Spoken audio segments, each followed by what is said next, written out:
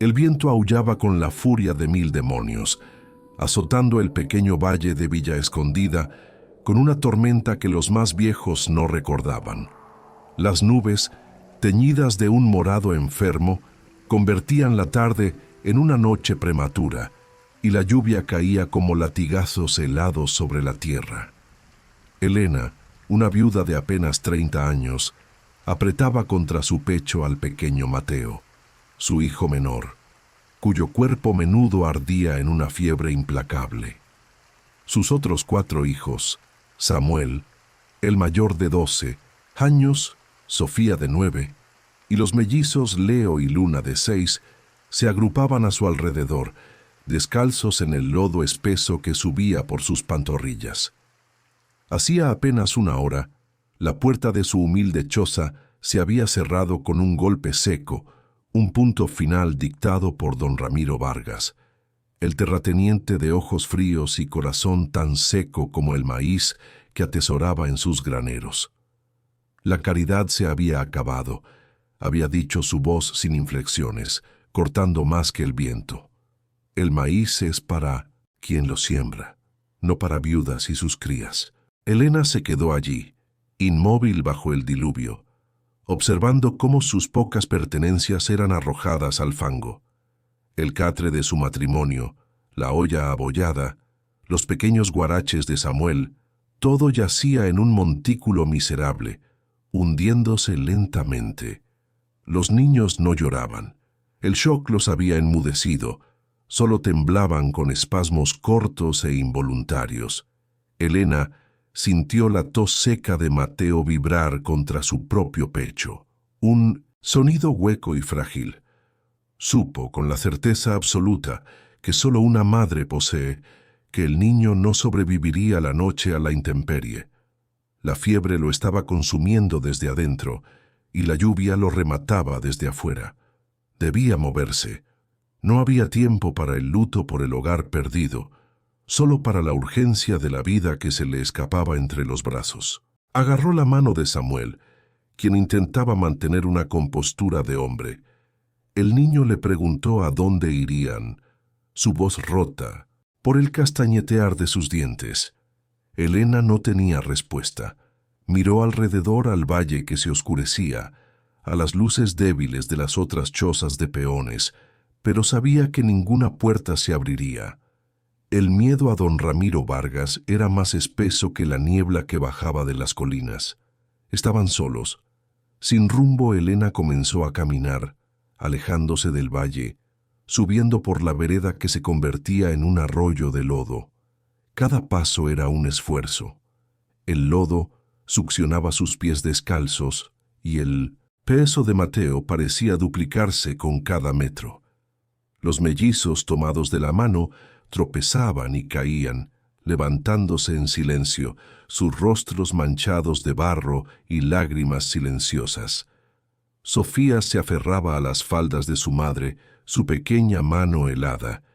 La tormenta arreciaba, convirtiendo el paisaje en una masa borrosa de verdes y grises oscuros.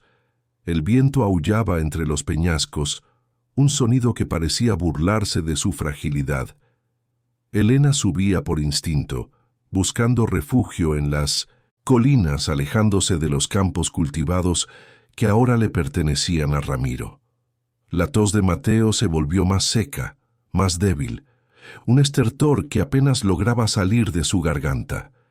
Elena se detuvo. El pánico le oprimía la garganta.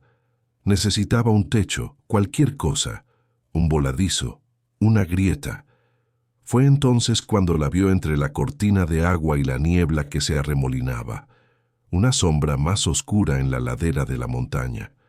Era una cicatriz en la piedra, la boca del silencio. Incluso en su desesperación, Elena sintió un escalofrío que no tenía nada que ver con el frío. La boca del silencio. Los ancianos del pueblo se santiguaban solo al mencionarla. Era un lugar del que se hablaba en susurros junto al fogón, una historia de advertencia para niños y viajeros. Ningún cazador se atrevía a seguir a una presa si corría hacia esa grieta. Ningún leñador cortaba árboles en esa ladera, temiendo despertar lo que dormía adentro. La leyenda, tan vieja como el valle mismo, decía que la tierra misma respiraba por esa grieta oscura un aliento frío que salía incluso en los días más calurosos de verano. Era un tabú, una frontera entre el mundo de los vivos y algo más. Se contaban historias de hombres que, buscando refugio de tormentas pasadas, habían entrado para no volver a ser vistos. O peor, habían salido al amanecer, pero diferentes, con la mirada perdida y el alma vacía, murmurando sobre ecos y voces en la piedra. La gente del valle prefería cruzar el río crecido, arriesgando la corriente antes que tomar el atajo que pasaba frente a esa cueva. Decían que cualquiera que entraba era reclamado por los antiguos, aquellos que vivieron allí antes de que el valle tuviera nombre. Sus suspiros, decían, se unían al viento en las noches de tormenta, un lamento eterno que advertía a los vivos. Elena dudó, su cuerpo paralizado entre el terror ancestral y la urgencia maternal. La leyenda tiraba de ella hacia atrás, hacia la lluvia que mataba lentamente. Pero entonces, un relámpago iluminó el mundo, y en esa fracción de segundo de luz blanca y brutal, vio el rostro de Mateo. Sus labios tenían un tinte azulado, sus ojos estaban cerrados, su respiración era apenas un soplo. El miedo a la leyenda era un lujo que no podía permitirse. La muerte por frío era una certeza implacable que sostenía en sus brazos. La cueva era un quizás. La tormenta era un final seguro. La elección, aunque aterradora, era evidente. El instinto de madre aplastó 1000 años de superstición. Su voz sonó extraña, ronca por la lluvia y la determinación, mientras ordenaba a sus hijos que entraran. Empujó a Samuel y a los mellizos hacia la oscuridad que prometía, al menos, un techo contra el aguacero que no daba tregua. Los niños vacilaron, sus pequeños cuerpos rígidos de miedo ante la boca oscura, pero el tono de su madre no admitía réplica. Entraron tropezando uno por uno, desapareciendo de la luz grisácea del exterior. Elena fue la última en entrar, dando una última mirada a la tormenta que borraba el mundo que conocía, antes de sumergirse ella misma en el vientre de la montaña, llevando a Mateo contra su corazón febril. La oscuridad los tragó enteros. Antes de que esta historia de resiliencia, misterio y el poder inquebrantable del amor maternal te envuelva por completo, quiero pedirte un favor muy especial. Si este inicio ya te ha tocado el alma y te ha llenado de curiosidad, por favor, regálanos un me gusta y suscríbete a nuestro canal Cuentos de Viuda. Cada like y cada nueva suscripción nos ayuda a seguir compartiendo estas narrativas que inspiran y conmueven, demostrando que incluso en la oscuridad más profunda, la esperanza siempre encuentra un camino. Tu apoyo es fundamental para que estas historias sigan llegando a más corazones. Únete a nuestra comunidad y activa la campanita para no perderte ningún relato. Ahora, continuemos con el impactante descubrimiento que aguardaba a Elena y sus hijos. El interior de la cueva era vasto, mucho más grande de lo que la estrecha entrada sugería. El rugido de la tormenta se convirtió en un murmullo sordo, como si el mundo exterior estuviera ahora a leguas de distancia, amortiguado por toneladas de piedra. La oscuridad era absoluta, tan densa que parecía tener peso. Elena dio un paso, tanteando el suelo rocoso e irregular. El aire estaba helado, pero quieto, sin el látigo del viento, y olía a tierra mojada, a piedra calcárea, a la humedad de siglos atrapada. Pero debajo de eso había algo más, un olor agrio, casi metálico, como a vinagre o a hierro oxidado que le erizó la piel. Un gemido ahogado escapó de Sofía, y los mellizos se aferraron a las piernas de Samuel, quien a pesar de su temblor se mantuvo erguido. Elena les ordenó que no se separaran, su propia voz sonando débil en la inmensa negrura. Se agachó, protegiendo a Mateo con un brazo, mientras que con el otro, con dedos torpes y helados, buscaba en el bolsillo de su delantal un pequeño pañuelo atado. Dentro estaban sus últimos fósforos secos, su única esperanza. Encontró algunas ramas húmedas cerca de la entrada, apiladas como si un animal las hubiera arrastrado. Eran pocas, pero tendrían que bastar. El silencio de la cueva era denso, como algodón mojado, absorbiendo el llanto asustado de los niños. El primer fósforo raspó contra la piedra y se apagó con un chisporroteo húmedo. El segundo, protegido por sus manos ahuecadas, prendió con una llama valiente. Con un cuidado infinito, acercó la llama a unas hojas secas que había encontrado. El humo la hizo toser, un humo espeso y acre, pero finalmente una pequeña llama naranja lamió la madera húmeda. El mundo se redujo instantáneamente a ese círculo tembloroso de luz. Las paredes de la cueva saltaron a la vista, ásperas, grises y goteando humedad. El techo era altísimo, perdiéndose en sombras que la débil luz no alcanzaba a penetrar. No estaban en una grieta pequeña, estaban en el vestíbulo de algo mucho más grande. Se sentaron sobre la roca fría, acurrucándose lo más cerca posible de la incipiente fogata, que luchaba por mantenerse viva.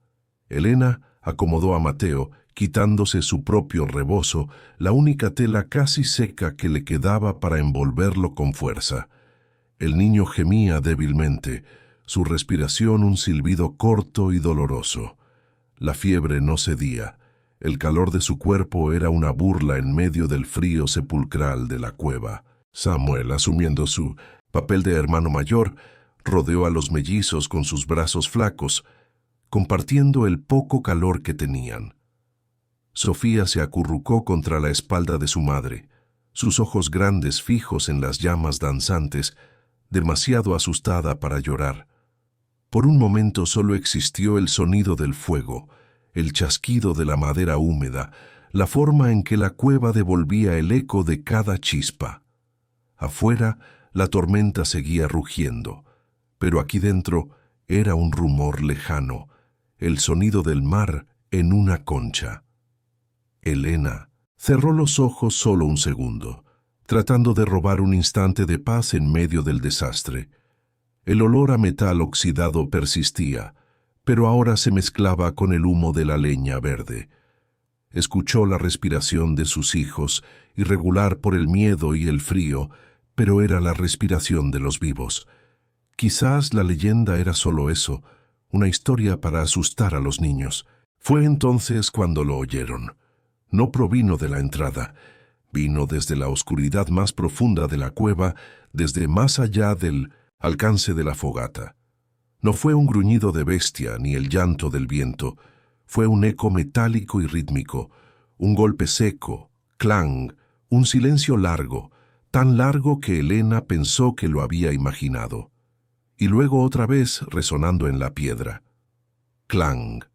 Era un sonido lento, cansado, pero innegablemente deliberado, como un pico golpeando la roca o un martillo sobre un yunque, pero ahogado por la distancia y la piedra. El sonido pareció congelar la sangre en las venas de Elena.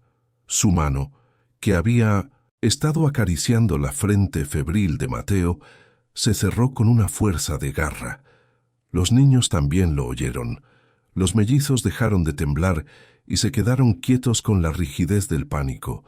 Samuel, con los ojos desorbitados por el terror, la miró fijamente. Le preguntó a su madre qué era eso. Su voz se quebró. Elena llevó un dedo a sus labios exigiendo un silencio que ya era absoluto, un silencio ahora cargado de una espera aterradora. El único sonido humano era el latido de su propio corazón, golpeando sus costillas como si quisiera escapar. Elena mintió, diciendo que era el viento en las piedras, que la cueva era vieja y los sonidos rebotaban, pero mientras lo decía, su otra mano se deslizó lentamente hacia el bulto de ropas mojadas a su lado. Allí, envuelto en un trapo, estaba el único cuchillo de cocina que había logrado salvar de la expulsión. Era un cuchillo para verduras, con la hoja desgastada y el mango de madera astillado, un arma patética contra lo desconocido, pero era lo único que tenía. Sus dedos se cerraron alrededor del mango frío y húmedo, y la sensación del acero le dio un ancla diminuta en su océano de miedo.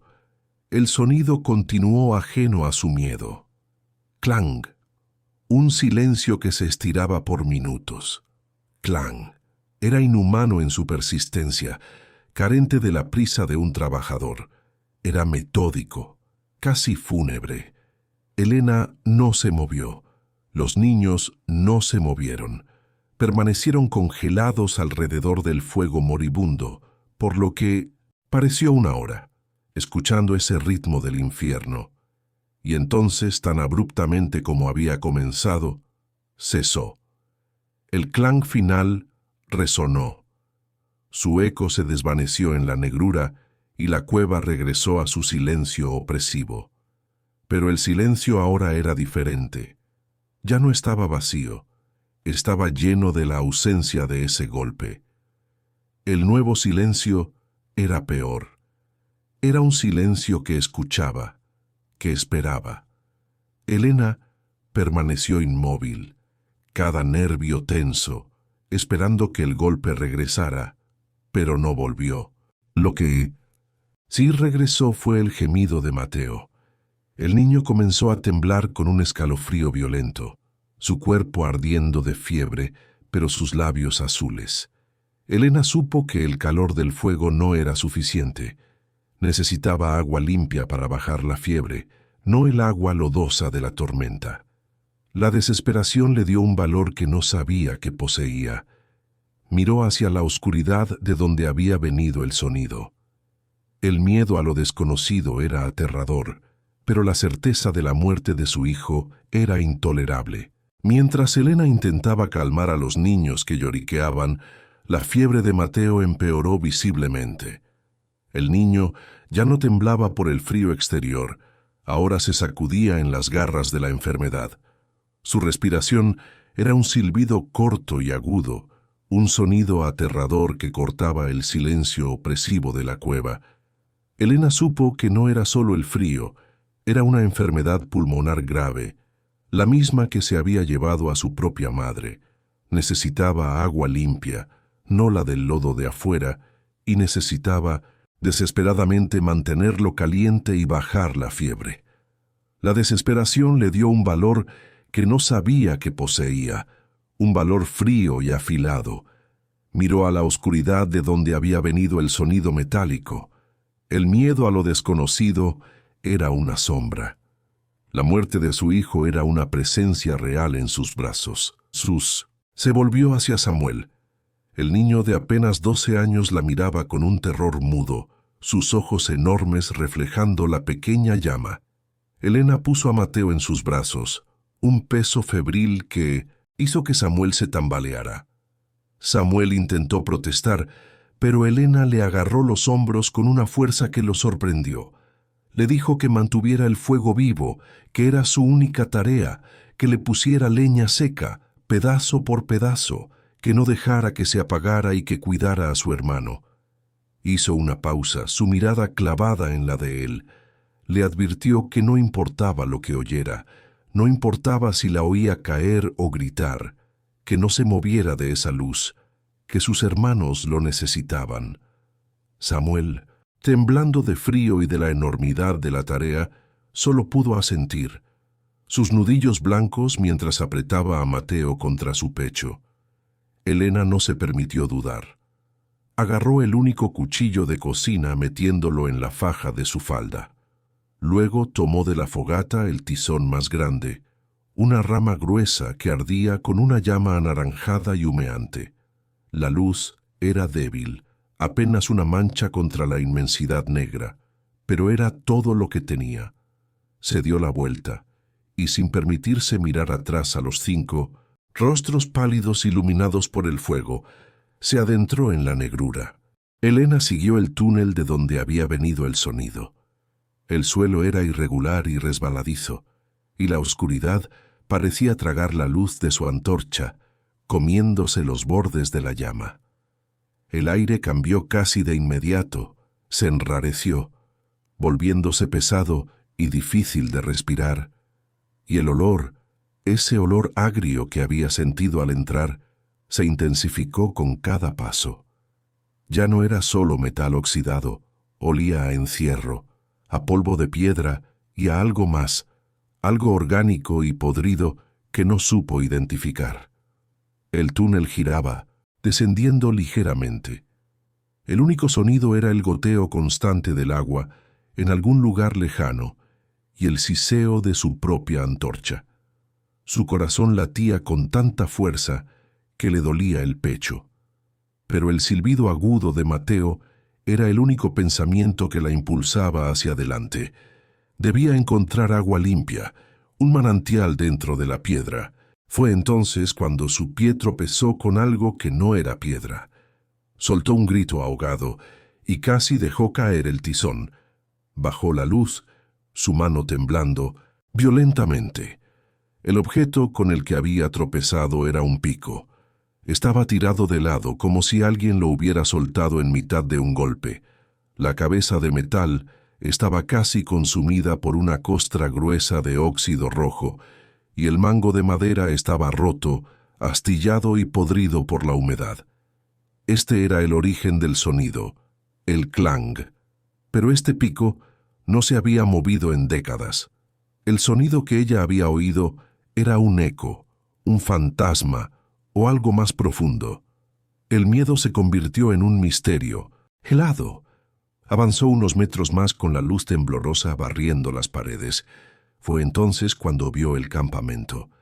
Era una escena miserable, un catre podrido cuyas tiras de lona enmohecida colgaban hasta tocar el suelo.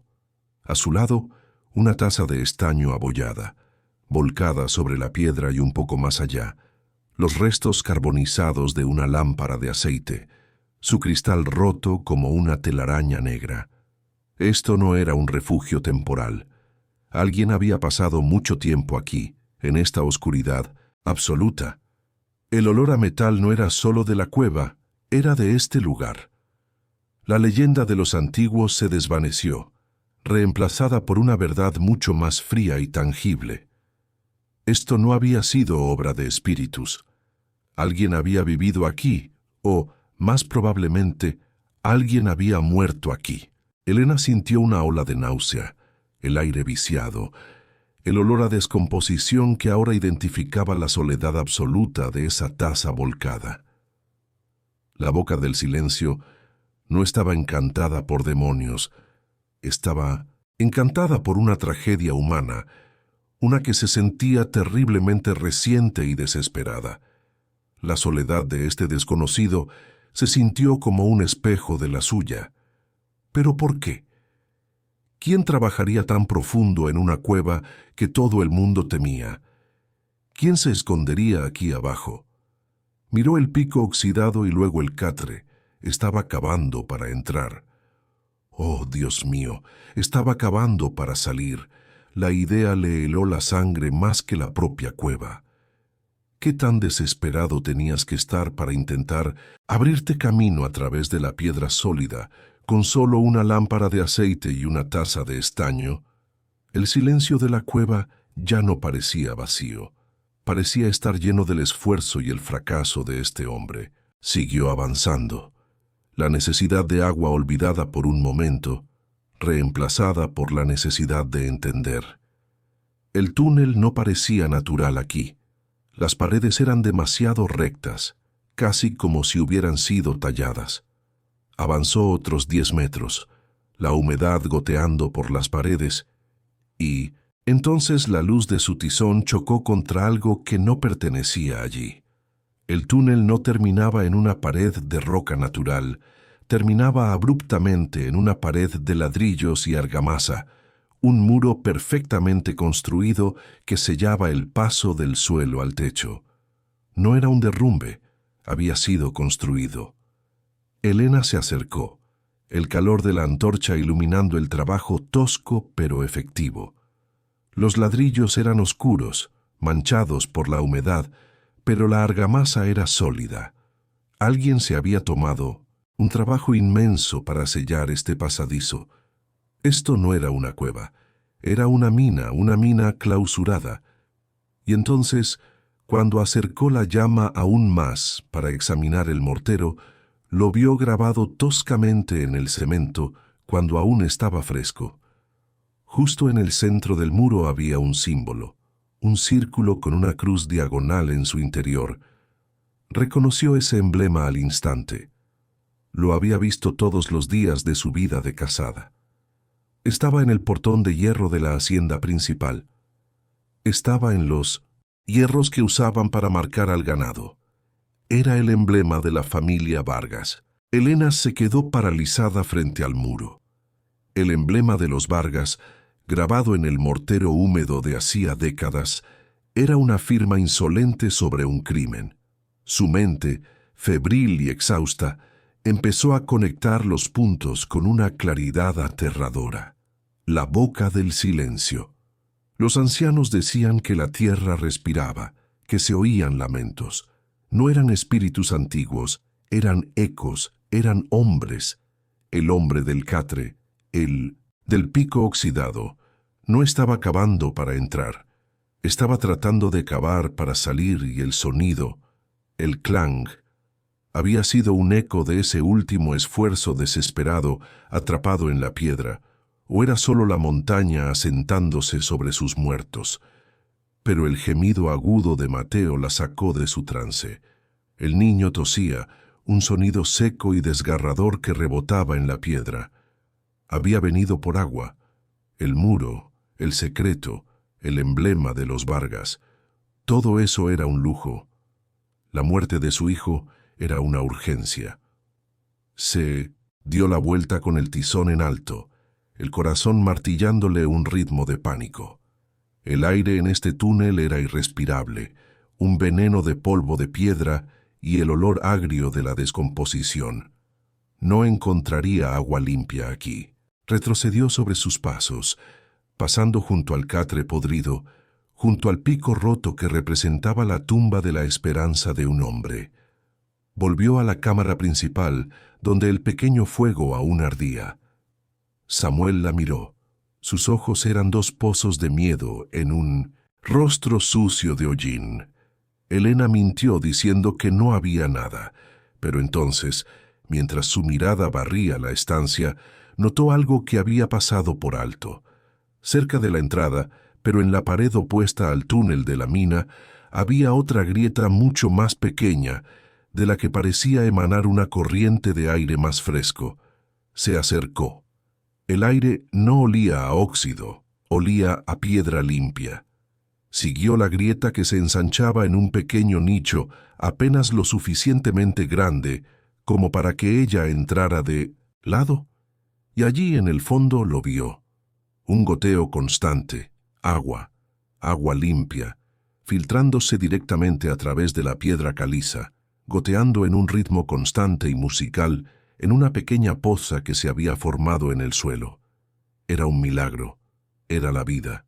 Cayó de rodillas y, sin importarle la taza de estaño que había visto en el otro túnel, ahuecó sus manos temblorosas y sucias bajo el goteo. El agua estaba helada, casi dolorosa, pero era pura. Dejó que sus manos se llenaran, el agua desbordándose entre sus dedos, y bebió con avidez antes de llenarlas de nuevo. Regresó junto al fuego. Samuel seguía inmóvil, un pequeño soldado protegiendo a su familia. Elena se arrodilló junto a Mateo y con una ternura infinita acercó sus manos ahuecadas a los labios azules del niño. El agua goteó en su boca. Mateo tosió, se atragantó, pero instintivamente tragó. Elena pasó el resto de la noche en un ritual sombrío. Cada pocos minutos Hacía el viaje al nicho, llenaba sus manos de agua y goteaba el líquido salvador en la garganta de su hijo. Usó su manga empapada para limpiar su rostro ardiente y luego se sentaba temblando mientras abrazaba a sus otros hijos contra su cuerpo, tratando de compartir un calor que ya no sentía. La noche se extendió en una infinidad de frío y miedo. El clan metálico no regresó. Los únicos sonidos eran el crepitar del fuego, que Samuel alimentaba con una devoción solemne, la respiración sibilante de Mateo y el distante y moribundo estruendo de la tormenta que finalmente se alejaba. Elena no durmió, no podía. Se quedó mirando las sombras que danzaban en las paredes de la cueva, pero ya no veía fantasmas. Veía el emblema de los Vargas. Ya no era una viuda huyendo del frío. Era un testigo de un crimen tan profundo y oscuro que había sido enterrado bajo una montaña. La primera luz del amanecer no fue un sol radiante, sino un sutil cambio en la calidad de la oscuridad en la boca de la cueva. Negro absoluto, se convirtió en un gris frío y pálido. La lluvia había cesado.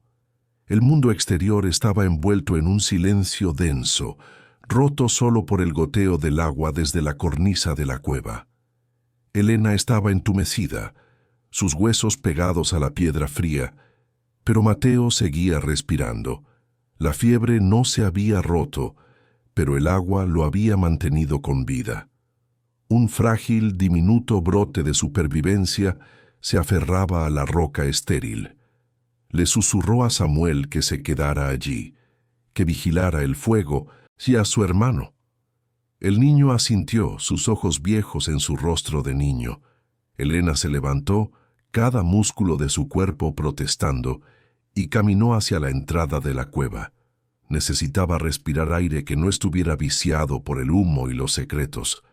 Salió a la cornisa. El valle de Villa Escondida estaba irreconocible, ahogado bajo un mar de niebla blanca y espesa.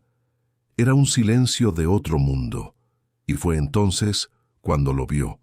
No era un fantasma, era una silueta, un jinete inmóvil al pie de la colina, un punto negro contra el océano de niebla. Estaba mirando directamente hacia la cueva. El corazón de Elena dio un vuelco y luego se endureció como el acero.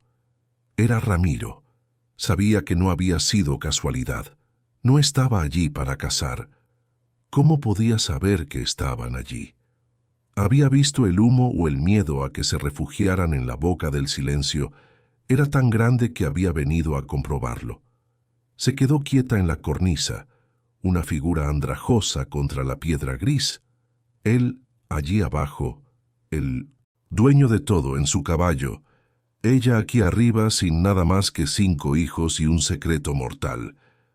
Por un largo minuto solo se observaron.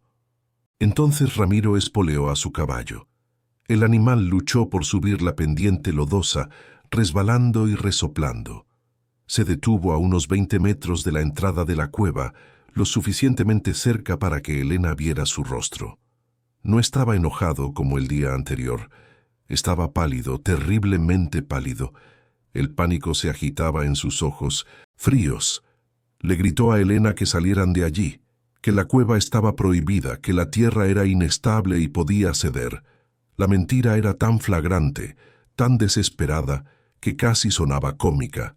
No temía por sus vidas, temía por lo que habían visto. Elena lo miró sintiendo un poder frío y nuevo naciendo en su pecho. El poder de la persona que ya no tiene nada que perder, pero que posee la única cosa que el otro teme. Miró hacia la oscuridad de la cueva a sus espaldas, luego al hombre que sudaba, en la mañana fría. Le dijo que no era una cueva, su voz era baja, apenas un susurro, pero la acústica de la colina la llevó directamente a sus oídos. Le dijo que era una mina, que era una tumba. Hizo una pausa y luego asestó el golpe final, la pregunta que lo desarmaría. Le preguntó qué había hecho su padre allí, Ramiro. El rostro de don Ramiro Vargas colapsó. No fue un cambio sutil, fue una demolición. El color pálido de su piel, ya cenizo por la mañana fría, se tornó ceroso y una capa de sudor frío brotó en su frente y sobre su labio superior. Sus ojos, antes fríos y calculadores, ahora eran los de un animal atrapado en un cepo, moviéndose erráticamente entre la figura impasible de Helena y la boca oscura de la cueva que se abría a su espalda. Se tambaleó, aferrándose al cuerno de su silla de montar, con tanta fuerza que sus nudillos se volvieron blancos, como si temiera caer del caballo. La niebla que subía del valle parecía adherirse a él, envolviéndolo, volviéndolo una figura fantasmal y disminuida.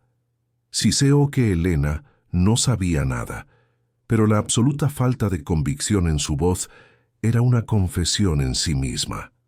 Era el sonido hueco de un hombre cuyo secreto más profundo, el pilar podrido sobre el que se sostenía toda su vida, acababa de ser tocado.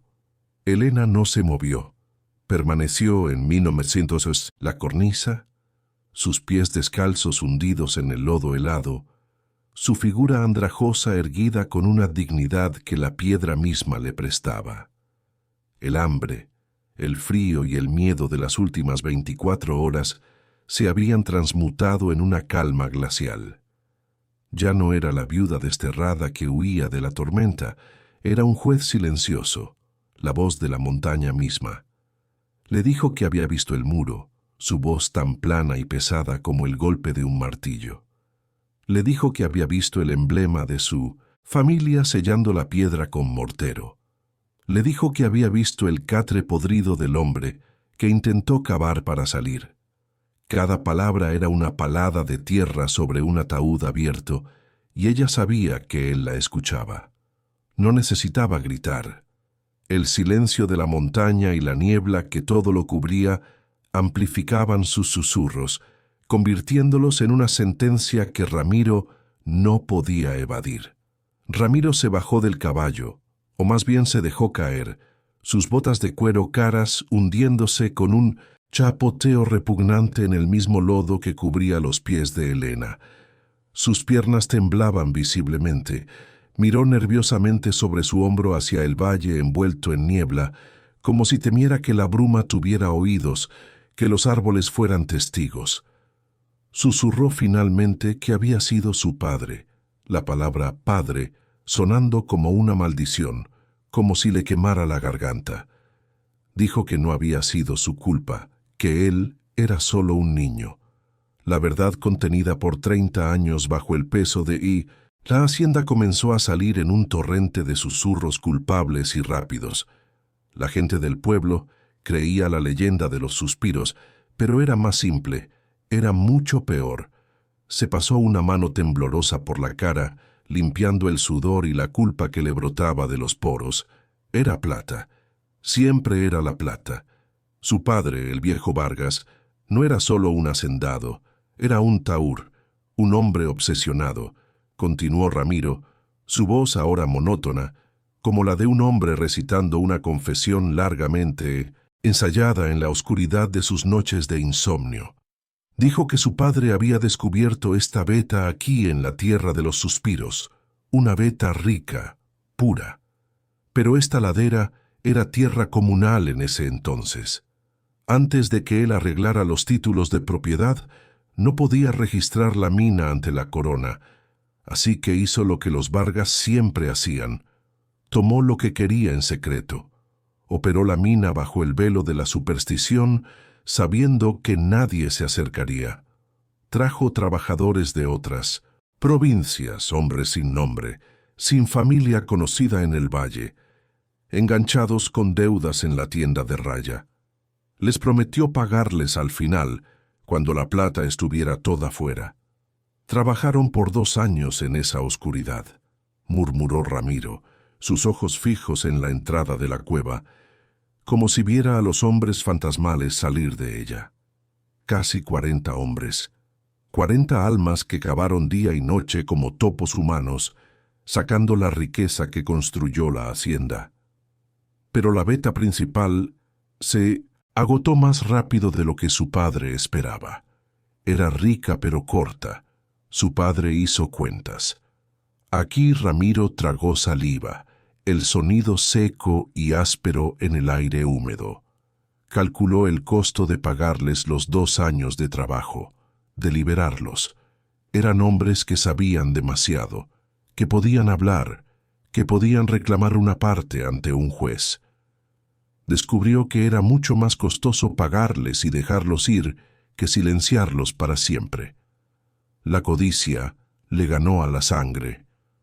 Fue en una noche como esta, dijo Ramiro, su voz apenas un hilo roto, igual a la de anoche, una tormenta. Su padre siempre usaba las tormentas para cubrir el ruido de sus peores actos. Les dijo a los mineros que había un derrumbe peligroso en la entrada principal, la que daba al otro lado del cerro y que traería ayuda. Pero no trajo ayuda, trajo dinamita. Dinamitó la entrada principal, no una, sino 3 veces, provocando un derrumbe controlado que selló la boca de la mina para siempre. Los hombres quedaron atrapados adentro, vivos con sus picos, sus lámparas de aceite que se apagarían una a una y el aire que se acabaría lentamente, sellados vivos bajo toneladas de roca. Pero su padre no contó con esto, dijo Ramiro, y su mano temblorosa señaló la grieta donde estaba Elena. Esto no era una entrada, era un túnel de ventilación, una falla geológica que llegaba casi a la superficie. Los hombres en su desesperación deben haber sentido la débil corriente de aire. Deben haber intentado cavar una salida. El hombre del catre, el del pico roto. Elena entendió con una claridad nauseabunda. Él había sido el último. Había cavado golpe tras golpe. ¡Clang! El sonido que ella oyó como un eco fantasma hasta que sus fuerzas se agotaron, muriendo de hambre o de asfixia. A solo unos metros del aire libre, a solo unos metros de donde ella ahora se refugiaba. Los primeros días, continuó Ramiro, temblando ahora con escalofríos violentos. Se oían golpes y gritos. Venían del suelo cerca de los corrales de la hacienda. Su padre les prohibió acercarse. Los golpeaba si preguntaban. Decía que era la montaña asentándose. Pero los golpes se volvieron más débiles con el paso de las semanas y los gritos se convirtieron en lamentos ahogados. Luego, solo susurros que parecían filtrarse con el viento, los suspiros en la boca. Eran ellos.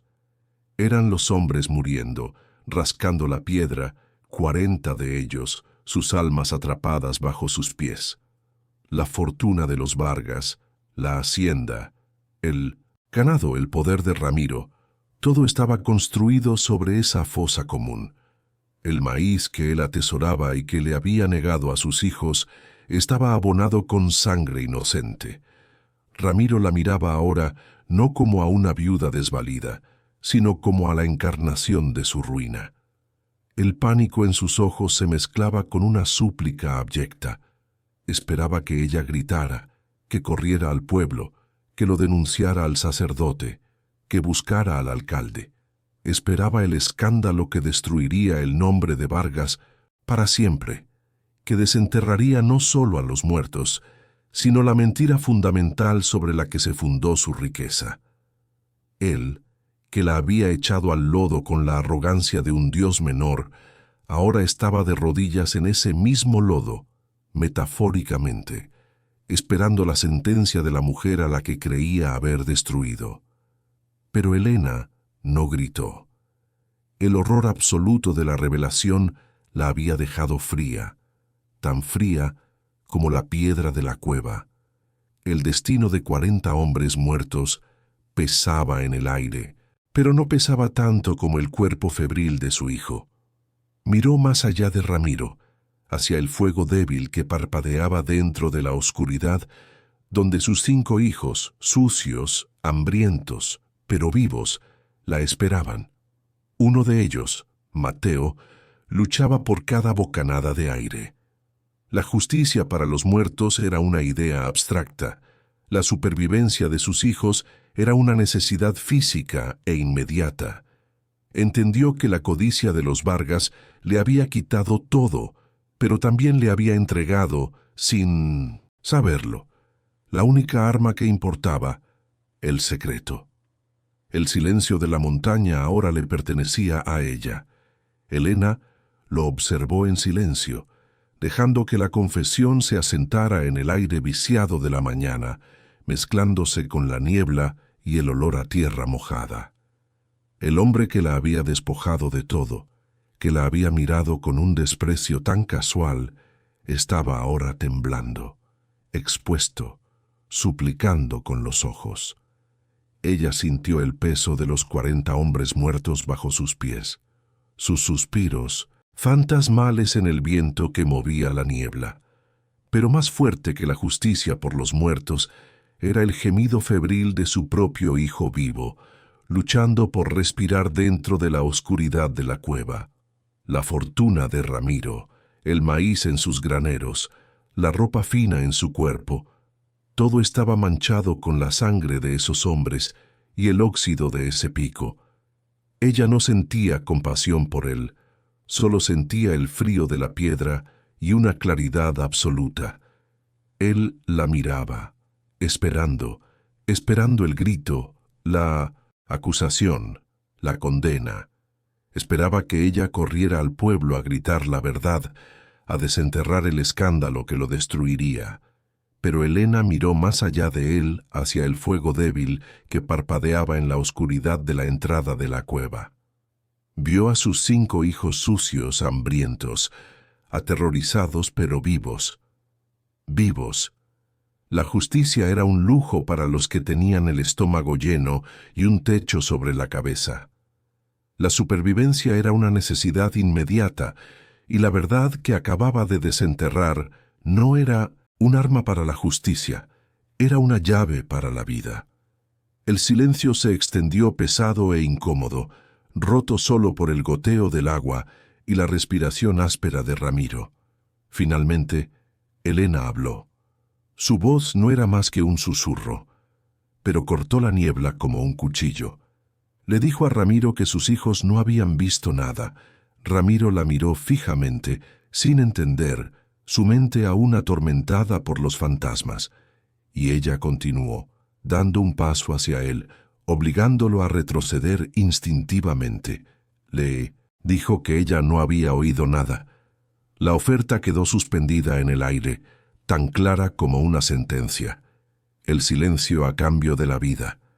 Ella no quería su plata manchada de muerte. No quería tocar la riqueza que provenía de esa tumba. La codicia era la enfermedad de los Vargas, no la suya, pero tampoco iba a permitir que sus hijos murieran en el lodo mientras él vivía de ese crimen. Le dijo a Ramiro que sus hijos no podían vivir en el lodo, su voz ganando una fuerza gélida. Le dijo que no querían su plata, que no querían su hacienda. Ramiro pareció respirar por primera vez un alivio prematuro inundando su rostro, pero Elena no había terminado. Le dijo que querían la casa vieja junto al arroyo, la que estaba vacía, la que usaba el viejo capataz antes de morir. Era una petición modesta, una choza abandonada en el borde de las tierras, lejos de la casa principal, lejos de la mina. Pero era un techo, era un lugar seco, era un lugar donde Mateo podría respirar. Ramiro, atrapado entre el escándalo que destruiría el legado de su familia y la palabra de una viuda que lo sabía todo, entendió la amenaza silenciosa. Ella no solo pedía refugio, estaba dictando términos. Pero Elena añadió una condición más, la que sellaría el pacto y cambiaría su destino para siempre. Y le dijo que querían papeles para esa tierra, un pedazo de tierra para sembrar, no a su nombre, a nombre de su hijo Samuel, papeles firmados por el notario. No solo quería un techo, quería libertad. Quería que sus hijos nunca más pudieran ser echados al lodo por el capricho de un Vargas. El hacendado la miró y por primera vez vio a la mujer que tenía delante. No era una viuda desvalida, Era una loba protegiendo a su camada, dispuesta a usar cualquier arma. Vio los 40 fantasmas de la mina parados detrás de ella, susurrantes, apoyando su demanda. Sabía que no tenía elección. El escándalo público lo destruiría. Perdería la hacienda, el respeto, el nombre. La palabra de esta mujer, respaldada por la evidencia del muro de ladrillos, era suficiente para desatar el infierno. Asintió. Una sacudida brusca, casi un espasmo de derrota. Grazno que la casa era suya, su voz rota. Y la tierra. Dijo que mandaría llamar al notario hoy mismo.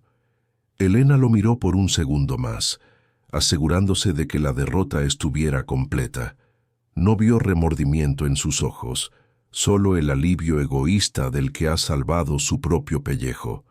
No dijo gracias. No había nada que agradecer. Esto no era un regalo, era una restitución. Una casa y un pedazo de tierra a cambio del silencio sobre 40 asesinatos.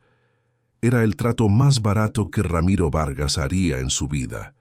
Sin decir una palabra más, Elena le dio la espalda, un gesto de desdén final, y caminó de regreso a la oscuridad de la cueva, dejando al hacendado solo en la niebla con los pecados de su padre. Elena entró de nuevo en el círculo de luz del fuego. Samuel levantó la mirada, sus ojos llenos de preguntas y del miedo de haberla visto hablar con el hombre que los había echado. Le susurró a su madre que el hombre se había ido. Elena fue directamente hacia Mateo. El niño seguía ardiendo, pero su respiración parecía un poco menos forzada. El agua de la cueva le había dado tiempo. Le dijo a Samuel que sí, que se había ido, y se agachó para empezar a recoger sus pocas pertenencias mojadas, el cuchillo, el pañuelo. Le dijo que preparara a sus hermanos, que recogiera todo lo que pudiera, que se iban de allí. No había triunfo en su voz, solo el cansancio infinito de la batalla ganada. Salió de la cueva, esta vez no huyendo, sino caminando con un propósito. Samuel llevaba a uno de los mellizos dormido. El otro mellizo se aferraba a su falda. Sofía caminaba a su lado. Elena llevaba a Mateo, su peso febril, una carga que aceptaba. Ramiro ya no estaba. El caballo había desaparecido en la niebla como una mala aparición. El sol empezaba a quemar la bruma, revelando un cielo azul pálido lavado por la tormenta. Miró hacia atrás una última vez a la boca del silencio. La leyenda estaba equivocada. No eran los suspiros de los antiguos lo que había que temer.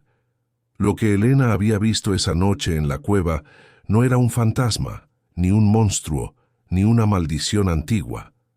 Vio algo que jamás había imaginado en sus peores pesadillas. Vio la codicia humana en su forma más pura y oscura, solidificada en un muro de ladrillos.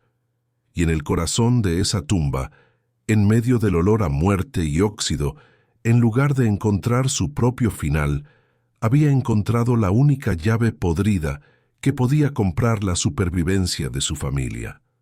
No era justicia, era supervivencia y por ahora era suficiente. Empezó a bajar la colina hacia la casa vacía junto al arroyo, dejando el secreto de los 40 hombres enterrado una vez más en el silencio de la montaña. El descenso desde la boca del silencio no fue un paseo triunfal, sino una procesión sombría. Elena cargaba a Mateo, cuyo cuerpo febril seguía siendo una brasa de calor enfermo contra su pecho helado.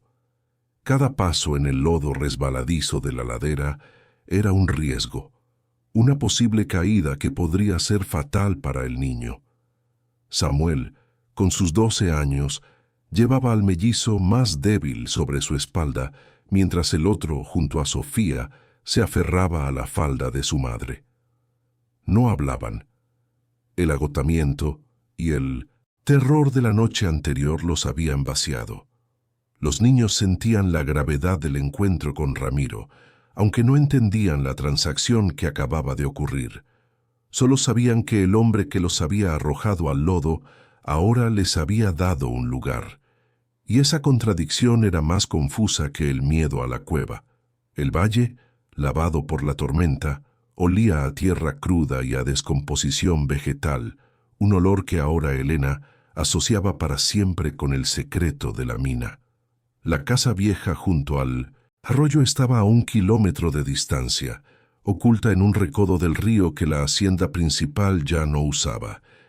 Era, tal como Ramiro la había descrito, una tapera, pero era una tapera con paredes de adobes sólidas y un techo de teja que, aunque cubierto de musgo, parecía mayormente intacto. Era un palacio comparado con el lodo de la tormenta. Elena empujó la puerta de madera que se abrió con el quejido de bisagras oxidadas. El interior olía a polvo, a madera vieja, a nidos de ratones y a la humedad del arroyo cercano. Era el olor del abandono, pero era un abandono seco, un abandono con un techo.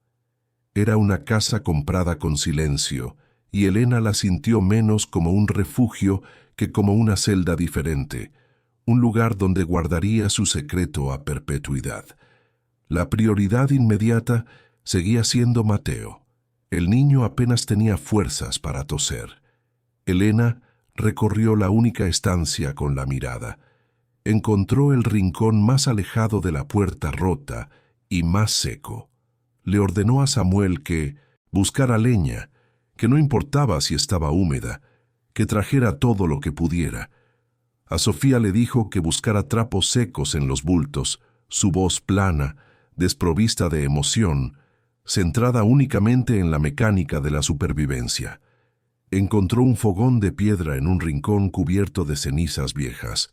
Usó los últimos fósforos que le quedaban, su mano temblando, no por el frío, sino por el cansancio acumulado, para encender un fuego con las astillas de una silla rota que encontró en un rincón. La llama prendió débil y humeante, pero era calor. Era la vida. Esa primera noche en la casa nueva fue peor que la noche en la cueva. El silencio era diferente. En la montaña había sido un silencio opresivo, lleno de ecos fantasmales. Aquí era un silencio tenso, expectante. Elena no durmió. Se sentó junto al fuego con Mateo en su regazo escuchando. Cada crujido de la madera vieja, cada ulular de una lechuza en el arroyo, la hacía sobresaltar. No escuchaba el clang de un pico. Escuchaba el sonido imaginario de botas de montar acercándose, el cerrojo de un rifle. ¿Realmente Ramiro cumpliría su palabra? ¿O ahora que ella sabía, era un testigo demasiado peligroso? El secreto era un arma. Sí, pero un arma que podía disparar en ambas direcciones. Podía asegurar su supervivencia o podía firmar su sentencia de muerte y la de sus hijos. Samuel, acurrucado junto a ella, tampoco podía dormir. Sentía la tensión de su madre como un animal. La miró en la penumbra, la luz del fuego tallando surcos profundos en el rostro de Elena. Le susurró a su madre, tratando de entender un mundo de adultos que se había vuelto loco, por qué ese hombre les había dado la casa si los odiaba. La pregunta era tan simple y tan devastadora que Elena sintió un nudo en la garganta. Miró a su hijo, este pequeño hombre que había sido tan valiente, y supo que no podía cargarlo con la verdad. La verdad era un veneno que solo ella podía beber. Sería su carga, la armadura y la cruz que llevaría por ellos. Le mintió a Samuel, diciéndole que el hombre tenía miedo, no de ellos, sino de la montaña. Miró hacia la oscuridad de la ventana en dirección a la boca del silencio. Le dijo que había cosas en esas colinas que era mejor dejar enterradas, que él lo sabía, que los quería lejos de allí, y este era el precio. Era una media verdad, una mentira piadosa que Samuel podía entender. El miedo a la superstición era algo tangible. El niño asintió satisfecho con la respuesta y finalmente se acurrucó, el cansancio venciéndolo. Elena se quedó sola, más aislada que nunca, en la fortaleza de su terrible conocimiento. Al día siguiente, al mediodía, llegó una carreta. No la conducía Ramiro, sino uno de sus peones, un hombre de rostro impasible que evitó la mirada de Elena. Era uno de los mismos hombres que había arrojado sus cosas al lodo 2 días antes. Sin decir palabra, comenzó a descargar sacos en el porche improvisado. Maíz, frijoles, un costal de papas, una bolsa con sal, piloncillo y un trozo de manteca y 2 mantas gruesas de lana áspera. Era el primer pago por su silencio. Era el precio de 40 almas. Elena lo recibió todo con una dignidad fría, sin decir gracias, sin mostrar alivio. El hombre se fue tan rápido como llegó, como si temiera contaminarse. Con un techo sobre sus cabezas, un fuego constante y comida real, Elena comenzó la verdadera batalla por la vida de Mateo. Molió el maíz en el metate roto que encontró en la casa y preparó un atole caliente endulzado con el piloncillo. Forzó el líquido tibio en la garganta del niño, gota a gota. Durante 2 días y 2 noches no se movió de su lado. Lo mantuvo caliente con las mantas nuevas. Limpió su rostro con agua del arroyo y rezó no a un Dios que sentía lejano, sino a la vida misma, a la testaruda llama que ardía en el pecho de su hijo. Al tercer amanecer, el milagro ocurrió. La fiebre se rompió. El silbido en su pecho se convirtió en una respiración más profunda, y Mateo abrió los ojos pidiendo agua con un susurro ronco. Elena lloró por primera vez, lágrimas silenciosas que se secaron al instante por el calor del fogón.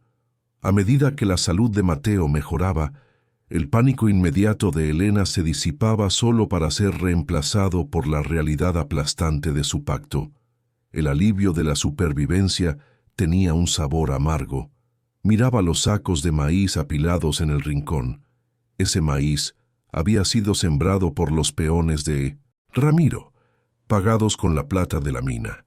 Era maíz crecido en tierra comprada con sangre. Cada bocado que ella y sus hijos comían estaba manchado. Se sentía como un fantasma viviendo en una casa apagada por fantasmas. La boca del silencio ya no era un lugar físico en la montaña. Era una grieta oscura que ahora cargaba dentro de su propia alma, un secreto que la alimentaba y la envenenaba al mismo tiempo. Una semana después de su llegada, Ramiro apareció de nuevo. No vino solo. Traía consigo al notario del pueblo, un hombrecillo flaco de gafas gruesas que no dejaba de sudar y que miraba a Ramiro con un terror evidente. El notario no hizo preguntas. Desenrolló un pergamino sobre la mesa de madera tosca. Ramiro, con mano temblorosa, firmó. Luego Elena llamó a Samuel. El notario, su voz temblando, le dijo que firmara allí. Samuel, con sus 12 años, tomó la pluma y trazó con dificultad las letras de su nombre, Samuel Reyes, donde el hombre le indicó. Era el dueño de 4 hectáreas de tierra y una casa junto al arroyo. Ramiro le entregó el papel a Elena, sus manos evitando tocar las de ella.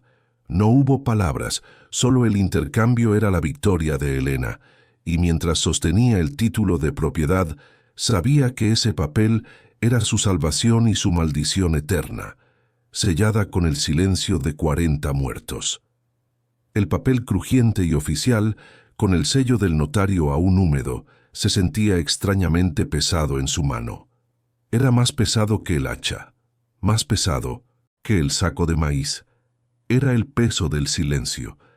Con ese documento Ramiro había comprado no solo su silencio, sino su existencia. Habían dejado de ser un problema del que deshacerse para convertirse en un recordatorio viviente que debía ser mantenido. Elena dobló el papel con cuidado y lo guardó en el único lugar seguro que tenía, cosido en el interior de su falda junto a su piel. Cada vez que se movía sentía el pergamino, un recordatorio constante de que su libertad estaba comprada con la tierra que cubría a 40 hombres. La casa, junto al arroyo, se convirtió en su mundo, una isla de 4 hectáreas rodeada por el océano del poder de los Vargas. Era una jaula con un patio grande, y ella lo sabía.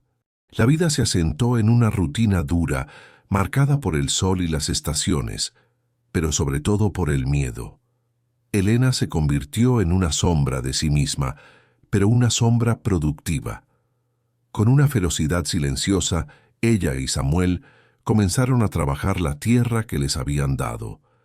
No era la mejor tierra del valle, estaba llena de piedras y demasiado cerca del arroyo, propensa a inundarse, pero era suya.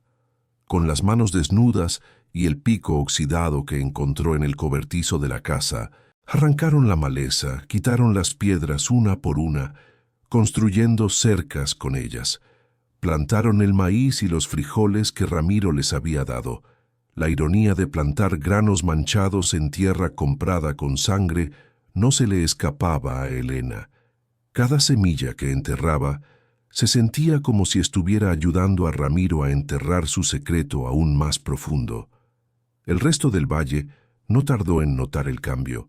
La viuda Elena y sus 5 hijos, que habían sido arrojados al lodo y dados por perdidos, habían reaparecido. No solo eso, sino que ocupaban la casa del viejo capataz y se rumoreaba que tenían comida de la hacienda. Las otras mujeres de los peones, que antes le habrían ofrecido un atole caliente por compasión, ahora la miraban con una mezcla de recelo y envidia. ¿Qué había hecho esa viuda para merecer el favor de don Ramiro? ¿Qué clase de trato había hecho en la oscuridad de esa noche de tormenta? Las miradas se volvieron frías y los susurros la seguían cuando iba al arroyo a lavar su ropa. Susurros que hablaban de brujería, de favores indecorosos, o de que estaba aliada con los espíritus de la boca del silencio. La cueva la había salvado, pero también la había marcado, separándola de su propia gente. Elena no hizo nada para desmentir los rumores. El aislamiento era, en cierto modo, una protección. Se encerró en sí misma y en sus hijos. Les enseñó a no hablar con nadie del pueblo, a bajar la mirada, a no responder a las provocaciones. Se convirtieron en una familia de fantasmas, silenciosos y trabajadores, viviendo en el borde del valle, siempre observados, nunca comprendidos. Samuel creció rápido en ese silencio, perdiendo los últimos vestigios de su infancia. A sus 12 años manejaba el azadón con la fuerza de un hombre, sus hombros delgados tensos por la responsabilidad. Él era el dueño de la tierra y sentía el peso de ese título, aunque no entendiera completamente cómo lo había obtenido. Solo sabía que su madre había hecho algo terrible o milagroso en esa cueva y que su supervivencia dependía de no hacer preguntas. Ramiro cumplió su parte del pacto con una precisión aterradora. Nunca les faltó lo básico. Cada primer día del mes, al amanecer, la misma carreta sin rostro aparecía en el lindero de su propiedad. Dejaba un saco de maíz, manteca, sal. Nunca más, nunca menos. Era una ración de silencio, una pensión de culpabilidad. Ramiro no quería que murieran de hambre. Los muertos no pueden guardar secretos, pero tampoco quería que prosperaran. Los prósperos ganan voz. Los mantenía en un purgatorio de subsistencia, lo suficientemente vivos para recordarles su deuda de silencio, lo suficientemente pobres para que nunca pudieran irse y contar su historia. Elena aceptaba los suministros con la misma frialdad con que los recibía. Era el pago por su silencio, y ella era una carcelera muy cara. Mateo se recuperó, pero la enfermedad le dejó una marca. Su respiración siempre tendría un leve silbido, un recordatorio constante de la noche en la cueva del agua helada goteando de la piedra. Creció como un niño callado, aferrado a su madre, con un miedo instintivo a las colinas. A veces, cuando el viento soplaba fuerte desde la dirección de la boca del silencio, el niño se despertaba llorando, diciendo que oía hombres golpeando bajo su cama. Elena lo abrazaba, su propio corazón helado, y le mentía, diciéndole que solo eran los árboles. Pero ella también oía los golpes, no en el viento, sino en el latido de su propia sangre, el clan-clan del pico oxidado que había encontrado en la oscuridad. El tiempo pasaba y el secreto se solidificaba, convirtiéndose en parte del paisaje. Un día, mientras reparaba la cerca de piedra que Samuel había levantado, Elena encontró algo en el lodo del arroyo. Estaba medio enterrado, un objeto de metal descolorido. Lo sacó. Era una taza de estaño idéntica a la que había visto junto al catre, podrido en la mina.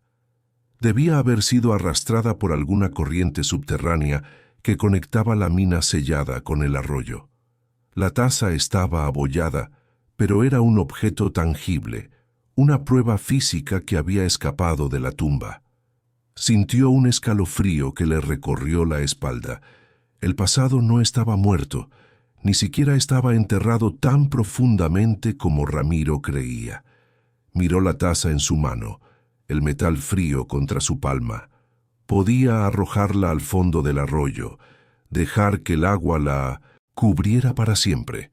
Podía enterrarla bajo su propio fogón, pero en lugar de eso la limpió. La limpió con arena del río hasta que el estaño opaco recuperó un brillo fantasmal. No la escondió. La llevó a su casa y la colocó en la repisa de madera sobre el fogón a la vista de todos, pero sin explicación. La puso junto a su única vela y a la pequeña estampa de la Virgen que había salvado del desalojo. Era un altar extraño.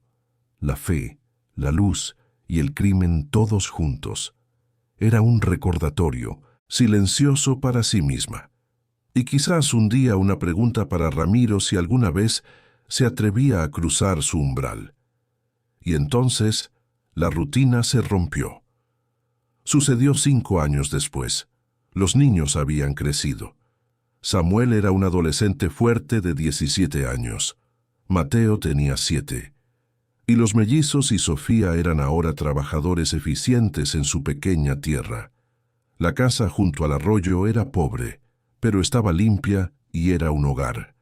Habían logrado no solo sobrevivir, sino crear una burbuja de vida. Pero la sequía de ese año fue brutal. El sol calcinó el valle. El arroyo se redujo a un hilo de agua fangosa. Su milpa, plantada con tanto esfuerzo, se marchitó, las hojas amarillas y quebradizas.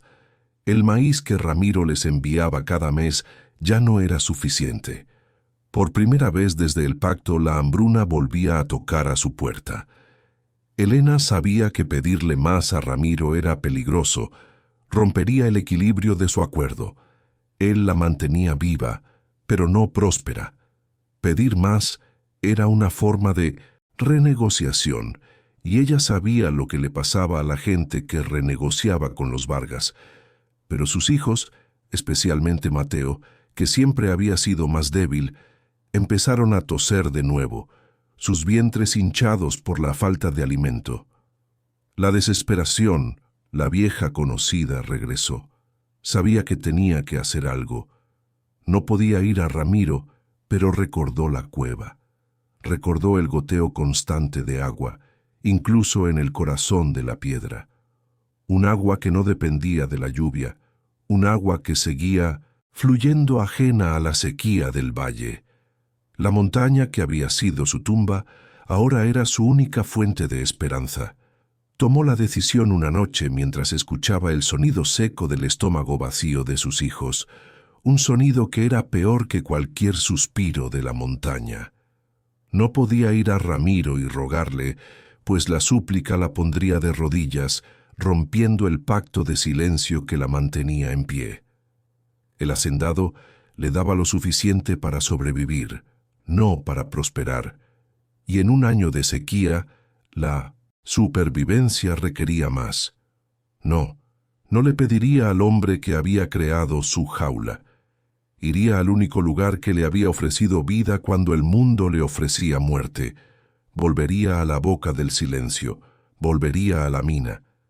El miedo era un nudo frío en su vientre, pero el hambre de sus hijos era un fuego que lo quemaba todo. La montaña guardaba el secreto, la tumba y el agua, y ella iría a tomar lo que necesitaba. Esperó a que la luna fuera solo una uña rota en el cielo, una luz lo suficientemente débil para ocultar su movimiento. Dejó a Samuel a cargo, ahora un joven de 17 años, delgado pero fuerte, que entendía el mundo a través del silencio de su madre. Le dijo que iba por agua a la montaña, que no importaba cuánto tardara, que mantuviera la puerta cerrada y el fuego bajo. Samuel asintió, el terror en sus ojos, pero la obediencia en su postura. Elena tomó 2 cántaros de barro, el peso vacío, un insulto a su esfuerzo. La subida fue diferente esta vez. No había tormenta, no había pánico, solo una determinación fría y el conocimiento de cada piedra. El sendero, después de 5 años de abandono, estaba casi borrado, pero sus pies recordaban el camino que su mente había intentado enterrar. Pararse frente a la entrada de la cueva de nuevo fue en sí mismo un acto de violencia contra su propia alma. El aire que emanaba de la oscuridad era el mismo, frío, estancado, con ese olor agrio a metal oxidado y a algo más profundo, algo que olía a encierro y a tiempo detenido. Era el aliento de los 40 muertos y la tumba del hombre del pico. Por un momento, sus rodillas flaquearon. Volver aquí se sentía como una traición, como tentar al destino que la había perdonado una vez. Pero entonces oyó el silbido débil en el pecho de Mateo, un eco en su memoria que la impulsó hacia adelante. Encendió su ocote, y por segunda vez en su vida, Elena Reyes entró en la boca del silencio. Esta vez no como una refugiada, sino como una ladrona. La cámara principal estaba exactamente igual, un vasto salón de sombras que su pequeña antorcha apenas lograba herir. Vio el círculo de piedras ennegrecidas donde Samuel había mantenido el fuego, un altar improvisado a su desesperación de esa noche. El silencio la envolvió, pero ahora no lo sentía como algo opresivo, sino como algo que la reconocía. Ella era la única persona viva que conocía la verdad de este lugar. Ella era la guardiana del secreto, la sacerdotisa involuntaria de esta tumba. El aire era pesado, pero respiró, sabiendo que su presencia aquí era un derecho que se había ganado con sangre y miedo. Ya no era una intrusa, era la dueña del secreto. Ignoró el túnel principal. No necesitaba volver a ver el muro de ladrillos de Ramiro.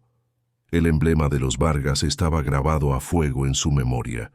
No necesitaba verlo en la piedra. Su objetivo era el otro.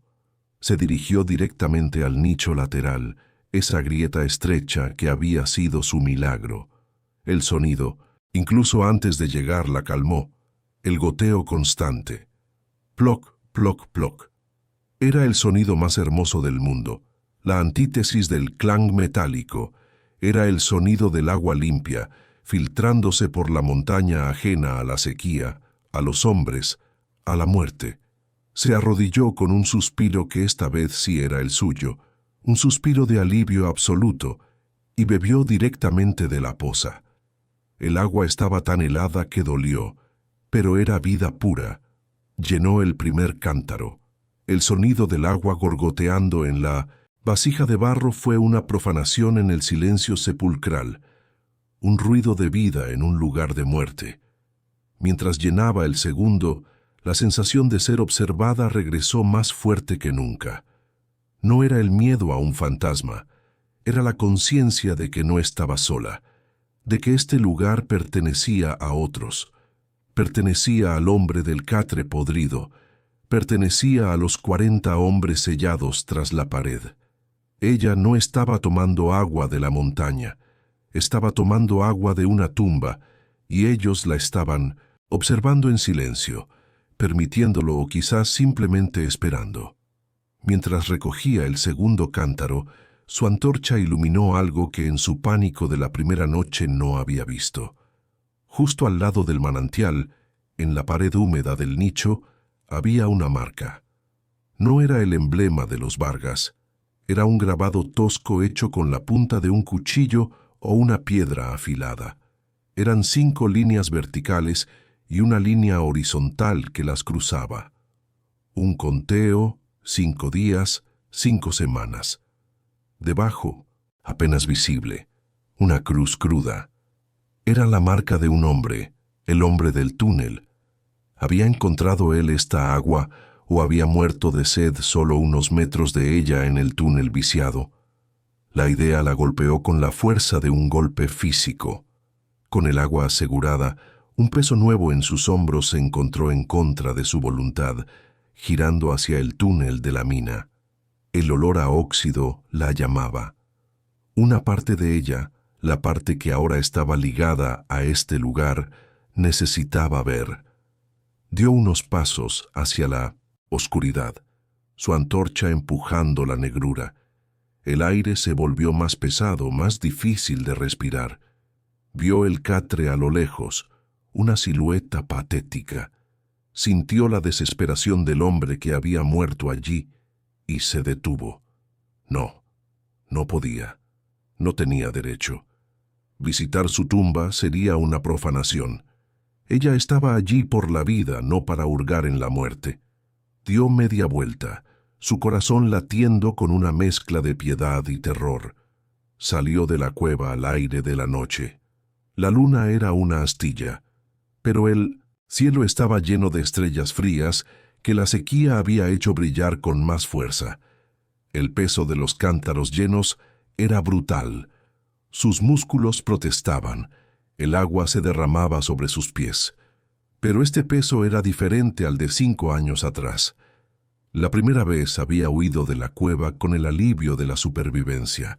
Esta vez salía con el conocimiento del poder.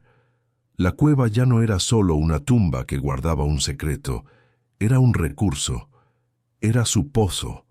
Y mientras Ramiro controlaba el maíz, del valle ella, Elena, controlaba el agua de la montaña. Era un equilibrio nuevo y peligroso. Llegó a la tapera antes del amanecer. La casa estaba en silencio. Samuel estaba sentado junto a la puerta con un palo en la mano esperándola. No había dormido. Vio los cántaros y sus hombros se relajaron. Elena entró. Los niños dormían apiñados. Despertó a Mateo primero. Le susurró que bebiera. El niño bebió el agua fresca con avidez. Luego los demás, el agua de la tumba, el agua del hombre de Mzembatsendis. La cruz los había salvado de nuevo. Pero mientras observaba a sus hijos beber, Elena supo que esto no era una solución, era una complicación. Había abierto una ruta. ¿Cuánto tiempo pasaría antes de que alguien notara su camino nocturno a la boca del silencio? ¿Qué pasaría si Ramiro, en su paranoia, se daba cuenta de que ella tenía una razón para seguir visitando el lugar de su crimen? Los viajes por agua se convirtieron en un ritual nocturno, una penitencia apagada en la oscuridad más absoluta. Elena se movía como un fantasma, sus pies descalzos encontrando el sendero hacia la boca del silencio, más por memoria que por vista, cargando los 2 cántaros de barro. Cada viaje era una apuesta peligrosa, no solo contra los animales de la noche, sino contra la creciente paranoia de Ramiro y las supersticiones del valle. Mientras sus hijos bebían el agua que les salvaba la vida, un agua milagrosamente fresca en medio de la sequía, ella sentía el frío de la tumba en sus propios huesos. Estaba literalmente robando agua de un sepulcro para mantener la vida. El sonido del agua llenando las vasijas sonaba obscenamente ruidoso en el silencio de la cueva. Cada gota, un eco del clang que había sellado el destino de los mineros. La supervivencia Cuando los demás sufren se convierte en una acusación. La sequía calcinó el valle, secando los pozos de los otros peones y marchitando sus milpas hasta convertirlas en polvo. Pero la chimenea de la casa de Elena seguía humeando y sus hijos, aunque delgados, no tenían los ojos hundidos de la inanición. Los aldeanos observaban. Vieron el sutil rastro de humedad en el camino que subía a las colinas, un camino que nadie se atrevía a usar. Los rumores cambiaron. Ya no era la favorecida de don Ramiro. Ahora era algo mucho más oscuro. Susurraban que era una bruja que había hecho un pacto con los suspiros de la cueva, ofreciendo su alma a los mineros muertos a cambio del agua secreta de la montaña. Don Ramiro Vargas escuchó los rumores y, a diferencia de los supersticiosos peones, él supo que la verdad era mucho peor. Su terror fue absoluto. A él no le importaban los fantasmas, le importaba que ella seguía volviendo. ¿Por qué? ¿Era el agua solo una excusa? ¿Estaba cavando? ¿Estaba buscando la plata que su padre pudo haber olvidado? O peor, estaba sacando pruebas. Un hueso, otra herramienta. Su mente febril la imaginaba de noche, picando la pared de ladrillos guiada por los muertos.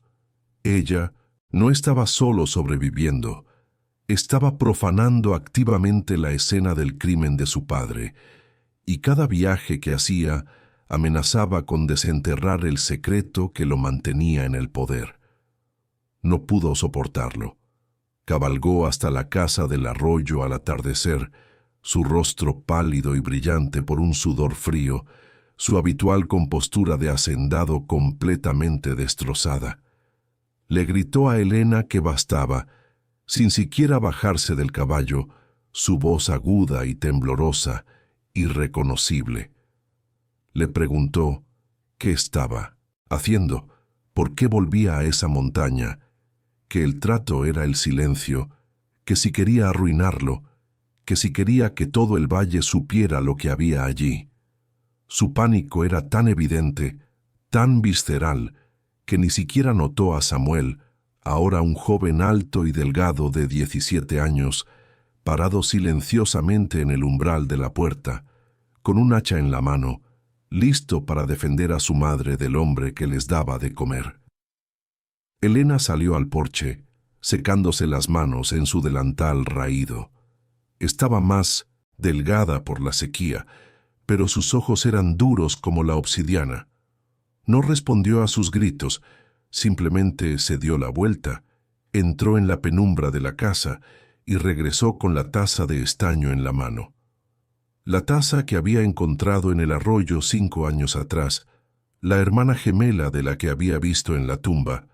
La levantó lentamente, el metal opaco brillando débilmente bajo la luz morada del crepúsculo. Le dijo a Ramiro que el arroyo se estaba secando, su voz tranquila y mortal. Le dijo que las cosas que estaban en el fondo estaban saliendo a la luz. La amenaza era clara. El pasado no se quedaba enterrado. La sequía lo estaba revelando. Ramiro vio la taza y su rostro perdió el último rastro de color. Era una reliquia de la tumba, un mensajero físico de los muertos. Ella no estaba mintiendo, no estaba solo buscando agua, estaba encontrando cosas. El secreto se estaba desmoronando, filtrándose como el agua de la montaña, y esta mujer era el recipiente. Le suplicó que no volviera, su voz ahora la de un niño asustado, el hacendado desaparecido. Le dijo que no volviera allí, que le mandaría más, maíz, el doble y agua. Le dijo que mandaría barriles del pozo de la hacienda cada 2 días, lo que necesitara, pero que se quedara lejos de esa montaña. Le rogó que lo jurara, Elena, que lo jurara. Ella lo miró fijamente. El hombre que la había arrojado al lodo ahora le rogaba, ofreciendo no solo supervivencia, sino abundancia, todo para mantenerla alejada de su secreto.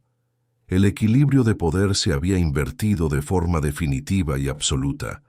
Ella ya no era su prisionera. Él era el suyo. Le dijo que sus hijos no volverían a tener sed. Y no fue una pregunta, fue el término de su rendición incondicional. Él dijo, derrotado, que mandaría los barriles hoy. La sequía se había roto, no con la lluvia, sino con el miedo. Ramiro espoleó a su caballo y huyó. Esta vez no de una viuda indefensa, sino del fantasma viviente que ella comandaba.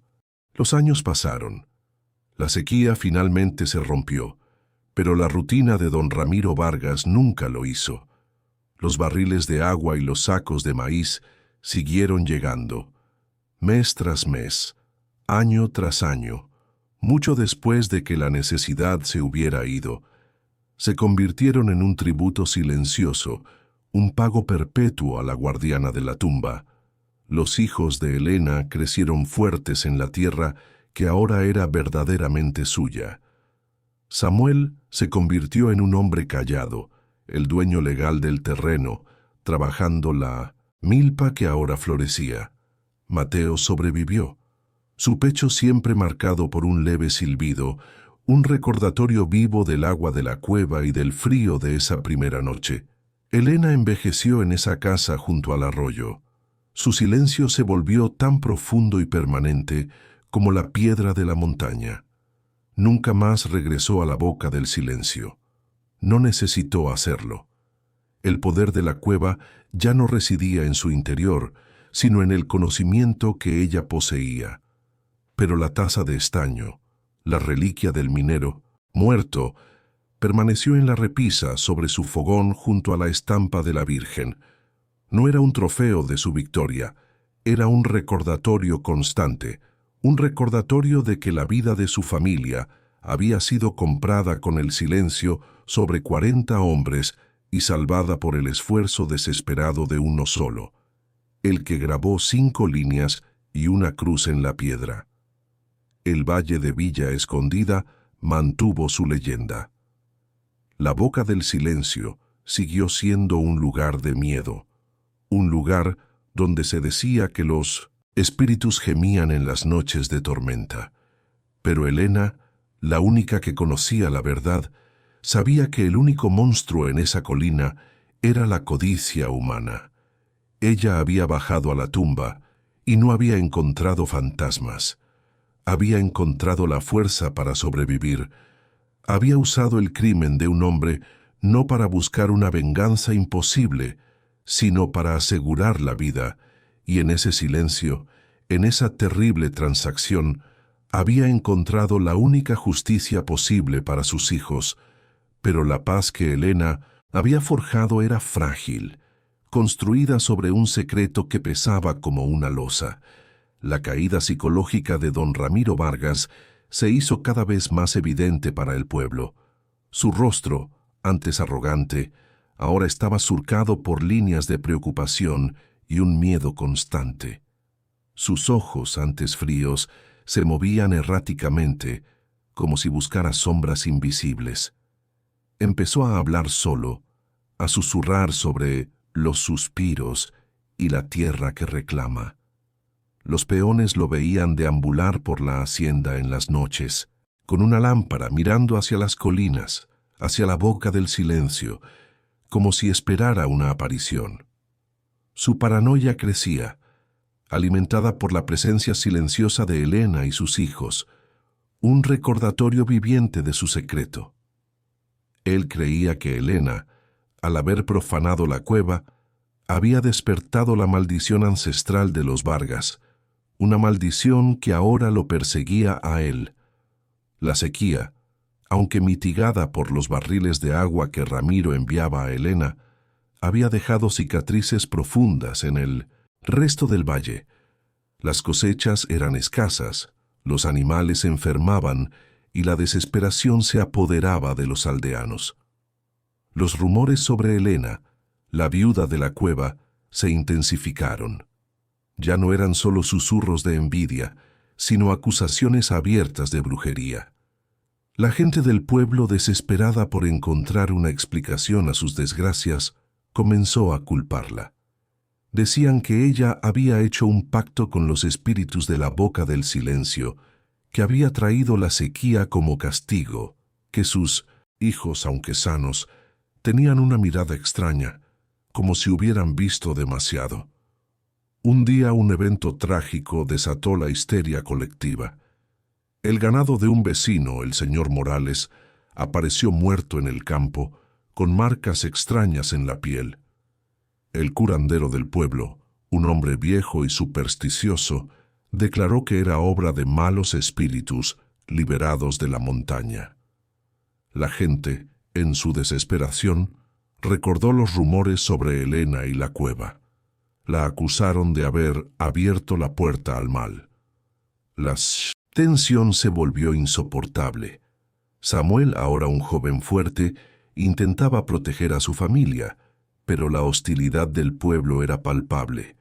Cuando Sofía y los mellizos intentaron ir al arroyo, fueron apedreados por otros niños, quienes les gritaban «hijos de bruja». Elena los abrazó, su corazón sangrando, pero su determinación inquebrantable. Sabía que la situación era insostenible. Don Ramiro Vargas, en su delirio de paranoia, vio en la histeria del pueblo una oportunidad para liberarse de su tormento.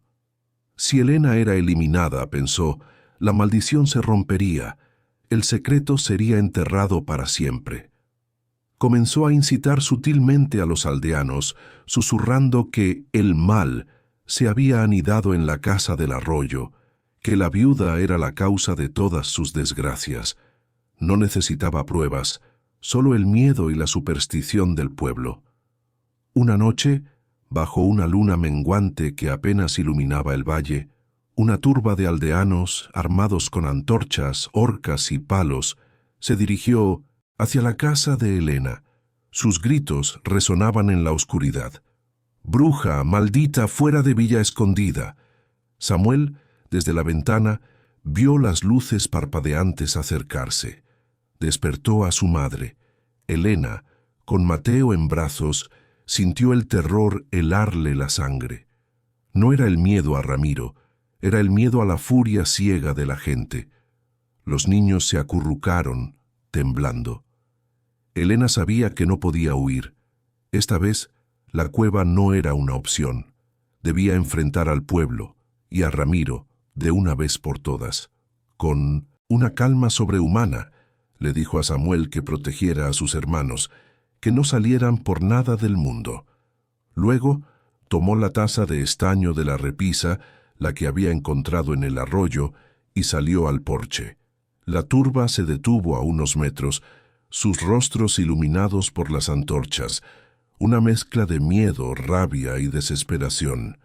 Don Ramiro Vargas estaba al frente, su rostro demacrado, sus ojos inyectados en sangre, gritando que la quemaran, que la cueva la había corrompido. Elena levantó la taza de estaño. Su voz, aunque tranquila, resonó con una autoridad que silenció a la multitud. Les dijo que no era una bruja, que el mal no venía de ella, sino de la codicia de los Vargas. Les mostró la taza, les dijo que era de uno de los 40 hombres que el padre de Ramiro había enterrado vivos en la mina, en la Boca del Silencio, para robar su plata. Les habló del muro de ladrillos, del emblema de los Vargas grabado en la piedra, de los suspiros que no eran fantasmas, sino los lamentos de hombres muriendo. Ramiro, al escuchar sus palabras, se desquició por completo. Gritó que era mentira, que era la maldición, que Elena la había desatado. Intentó abalanzarse sobre ella, pero Samuel, saliendo de la casa con el hacha en la mano, se interpuso, protegiendo a su madre. En ese instante, un temblor sacudió la tierra. No era un terremoto, era un sonido profundo que venía de la montaña, un clang prolongado, más fuerte que nunca, que hizo que las antorchas temblaran y las piedras rodaran por la ladera. El pueblo aterrorizado miró hacia la Boca del Silencio, y entonces algo inexplicable sucedió. Del suelo, justo a los pies de don Ramiro Vargas, brotó un chorro de agua oscura y fétida, mezclada con tierra y pequeños fragmentos de metal oxidado. El agua, como una herida abierta en la tierra, comenzó a formar un pequeño arroyo que corría hacia el valle. El olor a descomposición y metal oxidado se extendió por el aire. Era la mina, la tumba, que se abría, revelando su secreto. Ramiro, al ver el agua oscura y sentir el olor, gritó con una voz que ya no era humana, una mezcla de terror y locura. Cayó de rodillas, sus manos arañando la tierra, murmurando sobre los 40 y la maldición. Su mente, ya frágil, se rompió por completo ante la manifestación física de su pecado. El pueblo, al ver la escena, al escuchar los gritos de Ramiro y al sentir el olor de la tierra que se abría, quedó paralizado. No era brujería, era una verdad mucho más terrible. La tierra misma había hablado. El capitán Robles y el juez Mendoza, que habían llegado alertados por los disturbios, observaron la escena con incredulidad. La evidencia era innegable. Ramiro fue arrestado, no por la acusación de Elena, sino por su propia confesión delirante, y la tierra que se abría para revelar su crimen. La noche terminó con la detención de don Ramiro Vargas, quien fue llevado en un estado de completa desquicia. El chorro de agua oscura de la mina siguió fluyendo por un tiempo, un recordatorio sombrío del secreto desenterrado, hasta que los ingenieros del gobierno llegaron días después para sellar la grieta de forma segura. El pueblo de Villa Escondida quedó en shock. La verdad sobre la boca del silencio, sobre la fortuna de los Vargas construida sobre la sangre de 40 hombres, se extendió como un reguero de pólvora. La leyenda de los espíritus fue reemplazada por una historia mucho más trágica y real. Elena y sus hijos ya no eran los parias. El pueblo, avergonzado por su ceguera y su crueldad, comenzó a verla con respeto, incluso con admiración. Había sido la única que se atrevió a entrar en la cueva, la única que desenterró la verdad, la única que se enfrentó al poder de los Vargas. Los vecinos, antes hostiles, ahora le ofrecían ayuda, comida, palabras amables. La sequía, aunque no se rompió de inmediato, fue enfrentada con una nueva unidad en el pueblo, conscientes de que sus verdaderos enemigos no eran los espíritus, sino la codicia y la injusticia. La casa, junto al arroyo, que una vez fue una celda de silencio, se convirtió en un verdadero hogar. Samuel, ahora un joven respetado, trabajó la tierra con una nueva dignidad, sabiendo que era suya por derecho y por el coraje de su madre. Sofía y los mellizos pudieron jugar libremente, sin miedo a las miradas o las piedras. Mateo, aunque siempre con un leve silbido en el pecho, creció fuerte y sano. Su conexión con la cueva, sin embargo, permaneció. A veces, en las noches tranquilas, Elena lo encontraba mirando hacia las colinas, sus ojos grandes y profundos, como si aún escuchara los susurros de la montaña, pero ahora sin miedo, con una comprensión silenciosa. Elena envejeció en esa casa, rodeada por el amor de sus hijos y el respeto de un pueblo que había aprendido una dura lección. Nunca más regresó a la boca del silencio. No necesitó hacerlo. El poder de la cueva ya no residía en su interior, sino en el conocimiento que ella poseía y en la justicia que, a su manera, había logrado. La taza de estaño, la reliquia del minero muerto, permaneció en la repisa sobre su fogón, no como un trofeo, sino como un recordatorio constante, un recordatorio de que la vida de su familia había sido comprada con el silencio sobre 40 hombres y salvada por el esfuerzo desesperado de uno solo, el que grabó 5 líneas y una cruz en la piedra. El valle de Villa Escondida nunca olvidó la historia de Elena, la viuda que, buscando una cura para su hijo, entró en la cueva prohibida y desató una antigua maldición, revelando la verdad y transformando su destino y el de todo un pueblo. Ella había bajado a la tumba y no había encontrado fantasmas, sino la fuerza para sobrevivir y la llave para la libertad de su familia. Y en ese acto de amor maternal había encontrado la única justicia posible,